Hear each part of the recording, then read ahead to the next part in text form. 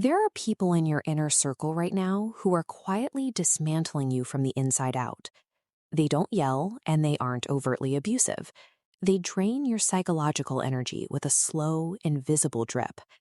Because they hide their danger behind charm and helpfulness, you probably consider some of these people your closest, most supportive friends. You pour your time and trust into them, unaware that they were never safe to begin with. Carl Jung pioneered the study of these hidden psychological layers. He looked past social etiquette to map the deeper drivers of human behavior, warning that the most dangerous people show you exactly what they think will work to control you. He identified a deep division within all of us. There is the persona, the curated mask we wear to survive in society. And then there is the shadow. The shadow holds all the repressed, dark, and undesirable parts of ourselves that we hide from the world. Many people use their persona to conceal their shadow.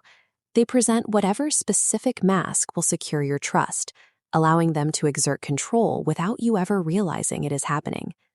The first personality you need to watch out for is the chronic victim. This is the person who refuses to take responsibility for their own life. Whenever something goes wrong, they have a ready-made list of external factors and other people to blame for their failures. By constantly intervening to help them, you become a human crutch. You provide an escape from the accountability required for their growth, ensuring they never have to confront their own darkness. They weaponize their pain, turning your empathy into an exhausting obligation. Then you have the charming mirror.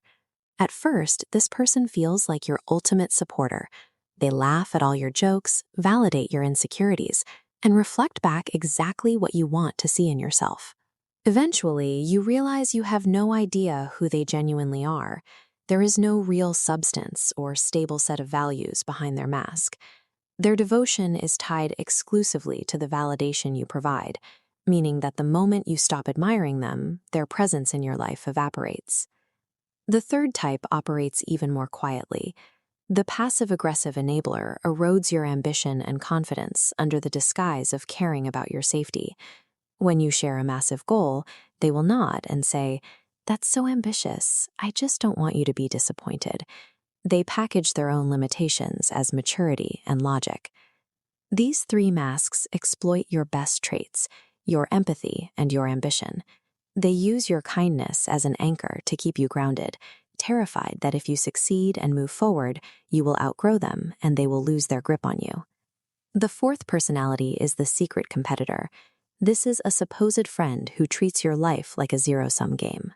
Whenever you share good news or secure a win, they immediately find a way to minimize it, shift the attention back to themselves, or deliver a backhanded compliment.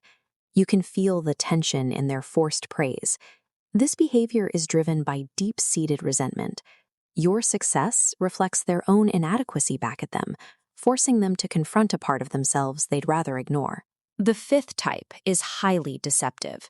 The spiritual narcissist uses therapy speak, mindfulness, and abstract spiritual concepts to maintain a quiet superiority over you. They never raise their voice. They just play the role of the emotionally advanced teacher.